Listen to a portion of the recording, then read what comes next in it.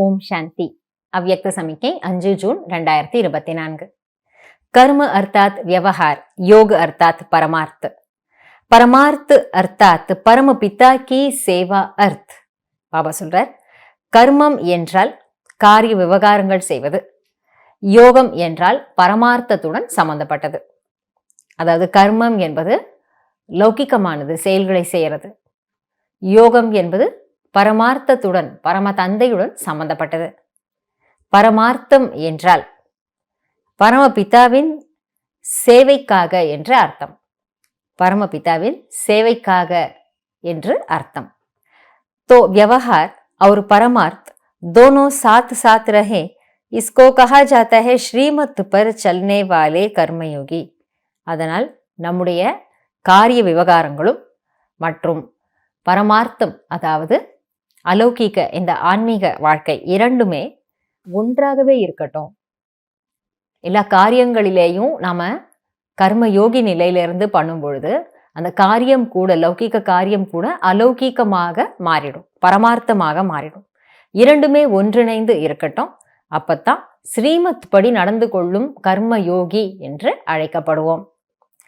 मैं सिर्फ व्यवहारी नहीं, लेकिन व्यवहारी और परमार्थी अर्थात जो कर रहा हूं वह ईश्वरीय सेवा अर्थ कर रहा हूं. इस स्मृति से एक ही तन द्वारा एक ही समय मन और धन की डबल कमाई होती रहेगी. பாபா சொல்றாரு, நான் வெறும் காரிய விவகாரங்கள் செய்பவன் மட்டுமல்ல, பரமார்த்தத்திலே, அதாவது பரமாத்மாவின் சேவைக்காக இதை செய்து கொண்டிருக்கின்றேன், ஈஸ்வரிய சேவைக்காக செய்து கொண்டிருக்கின்றேன் அப்படிங்கிற நினைவு அதுல அடங்கியிருக்கு. இந்த ஒரு நினைவின் மூலம், ஒரே உடல் மூலம், ஒரே நேரத்திலே மனம் மற்றும் பொருள் என்ற இரட்டை வருமானம் ஏற்பட்டு கொண்டே இருக்கும். பாபா சொல்றார், மனதின் மூலமாக நாம் உருவாக்குகின்ற எண்ணங்கள், அதன் மூலமாக ஒரு வருமானம், மற்றும் செல்வத்தினால, அதாவது செல்வம் சம்பாதிக்கிறதுக்கு தான் நம்ம அந்த காரியத்தை பண்ணிக்கிட்டு இருக்கோம், தொழிலை பண்ணிட்டு இருக்கோம்.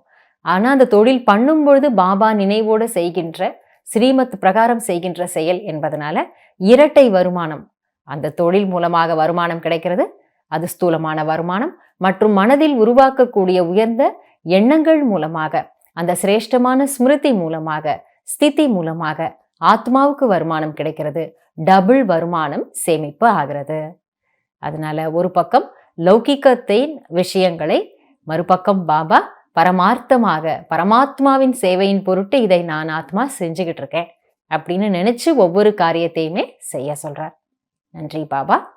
ஓம் சாந்தி.